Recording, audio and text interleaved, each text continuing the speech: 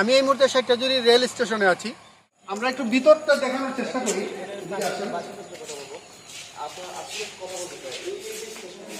এখানে বিভিন্ন অসামাজিক কার্যকলাপ এই যে এগুলো দিয়ে হয়ে থাকে এবং এখানের অবস্থাটি খুবই খারাপ। এখানে বিভিন্ন সময় মাদক সেবন থেকে শুরু করে এলাকার লোকরা যা জানিয়েছেন যে এলাকার লোকরা আমাদেরকে জানিয়েছেন যে মাদক সেবন থেকে শুরু করে এখানে বিভিন্ন অসামাজিক কার্যকলাপ হয়। আমি কিছু বিষয় আপনাদেরকে দেখাইছিলাম এখানে, যে এখানে কিছু কাপড় চোপড়, এখানে আসলে আপনারা শুধু মদের গন্ধ পাবেন।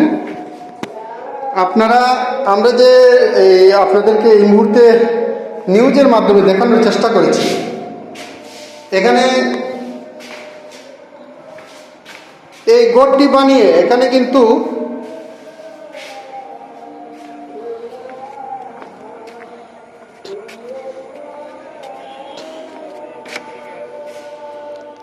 কিন্তু মদের গন্ধ পাচ্ছি আমরা। এখানে মদ এবং এই যে দেখেন এখানে আগুন ধরিয়ে দেওয়া হয়। আগুন ধরিয়ে তারা আসলে কি করে, মাদক সেবন চলে, অন্যান্য বিশেষ কুকর্ম চলে। এটা তো আমরা এই ঘরগুলা এইভাবে ব্যবহার করছে মানুষ, এইভাবে ব্যবহার করতেছে। ওই যে ছেলে এবং মেয়েদের যে থাকার যে ব্যবস্থা, সেটা কিন্তু এখানে বিভিন্ন রুমের মধ্যে আমরা দেখতে পেলাম। এবং খাতাবালিশ রয়েছে। এবং এছাড়াও এখানে মাদক সেবনের কিছু আলামত দেখেছি আমরা। এইগুলো দেখে আসলে আমরা বিস্মিত হয়েছি। এমন আমি মনে করি যে প্রশাসন এই বিষয়ে ব্যবস্থা নেবে এবং রেল কর্তৃপক্ষ এটা দ্রুত চালু করে এই এলাকার মানুষের যে সুবিধা, সেই সুবিধা থেকে সুযোগটি তারা সৃষ্টি করবে বলে আমি আশা করি। এখানের যে অবস্থা এখন বর্তমানে আছে, এই অবস্থা যদি থাকে, যে রেলিং গুলা সরকারে দিছে এগুলো লইয়া যাব সুরে। এখন এইটার ভিতরে কিছু টয়লেটের শ্রমদান আসলে তো হাতাইয়া লয়ে যেতেছে। আমরা তো দূর পাল্লার থেকে ছেলে রায় হারে কি কইমু, এখন খেটাই বা এগুলো কি দরজা খোলা থাকে? দরজা খোলা থাকে, এখন তালাও নাই। এখানে একটা সাব স্টেশন যেটি ছিল, সেটি নাকি সংস্কার করে আবার নতুন রূপে সাজানো হয়েছে। আমি সেটা দেখে অনেক আনন্দ হয়েছিলাম। কিন্তু এখানে এসে স্থানীয়দের বক্তব্য শুনে আসলে বিস্মিত হয়েছি। কারণ এখানে যে রুমগুলো রয়েছে, প্রত্যেকটি রুমগুলা কিন্তু তালা নেই এবং অগোছালোভাবে রয়েছে। এখানে সন্ধ্যার পরে বিশেষ করে যারা যুবক রয়েছেন তারা এখানে মাদক সেবন করেন, এরকম কিছু অভিযোগ স্থানীয়রা বলছেন, যেটা খুবই দুঃখজনক। 3 বছরে এই কাজ বন্ধ করা হয়েছে সরকার থেকে, শেখ হাসিনার আমলে। এই পর্যন্ত কোনো রেল স্টেশনের মধ্যে কোনো স্টেশন দাঁড়ায় না। মানুষ আসে আইয়া ট্রেনের অপেক্ষা একটু করে, আমরা বলি যে এখান থেকে চলে যাও, রেল স্টেশন দাঁড়ায় না। এখানে কোনো স্টেশনের মধ্যে কোনো ট্রেন থামে না। এখানে কোনো কর্তৃপক্ষ বা কোনো কর্মকর্তা, রেল কর্মকর্তা রয়েছে কিনা স্টেশনে? কোনো কর্মকর্তা নাই, কোনো কর্মকর্তাও নাই।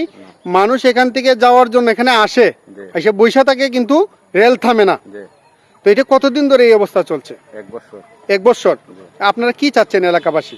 এলাকাবাসী চাইছি আমরা আন্তনগর ট্রেন 2টা, ঢাকা বা চট্টগ্রাম 2টা ট্রেন দিলে আমরা দেশের সবাই যাত্রী ঢাকা আসা যাওয়া বা চট্টগ্রাম আসা যাওয়া করতে পারবো। এখানে যাত্রীরা কেমন হয়? যাত্রী মনে করেন বাহুবল চুনগর 2টা টানা অনেক যাত্রী হয়। আমরা ছোটকাল থেকে দেখছি।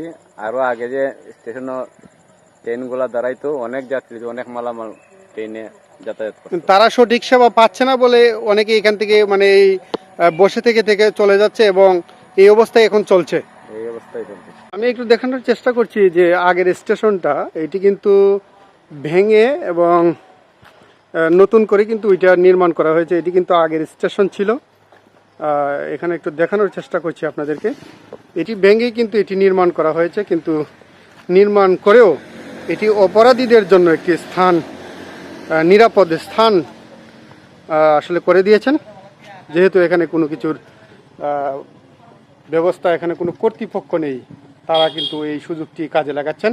এর আগে কিন্তু এখানের অবস্থাটি খুবই খারাপ ছিল, এই গড়টি একদম ধসে পড়ছিল। তেমনি কিন্তু এখন যে অবস্থাটি আমরা দেখতে পাচ্ছি, আবারও কিন্তু এগুলো লুট করে নিয়ে যাবে। এখানে এই গড়টি কিন্তু যেভাবে পারছে এইভাবে ব্যবহার করছে। আমরা ভিতরে দেখতে পারলাম এখানে হয়তো বিভিন্ন অসামাজিক কার্যকলাপ হয়ে থাকে এবং অনেকে হয়তো মাদক সেবন করে থাকে। এটি এখন মাদকের একটি স্থান হয়েছে। এটি যদি অতি তাড়াতাড়ি আসলে এখানে কর্মকর্তারা না আসেন এবং এটি যদি তাড়াতাড়ি আবারও রেল চলাচল না করে এবং এখানে যদি রেল না থামে, মানুষ এই সেবা থেকে যদি বঞ্চিত হয়, ধীরে ধীরে কিন্তু এটা আরও খারাপ রূপ ধরবে। এবং আমরা দেখতে পাচ্ছি এখানে ভিতরে হয়তো মাদক সেবন সহ বিভিন্ন অপকর্মে লিপ্ত হয় অনেকেই, এবং এটার অনেক কিছুই হয়তো চুরি করে নিয়ে যাচ্ছে, আরও নিয়ে যাবে। এটি আমি মনে করি অতি তাড়াতাড়ি চালু করার প্রয়োজন। এখানে এই সেবাটি অতি তাড়াতাড়ি সাট্টাজুড়ি ইউনিয়নের এখানে আমরা জানতে পেরেছি অনেক লোক এখানে তারা চলে আসে, আসার পরে যখন ট্রেন থামে না, আবার তারা তাদের মতো করে এখান থেকে চলে যায় অপেক্ষা করে। এইভাবেই চলছে এখানের অবস্থা। আমি যতটুকু দেখানোর চেষ্টা করেছি। ভালো থাকবেন, সুস্থ থাকবেন, আল্লাহ হাফেজ।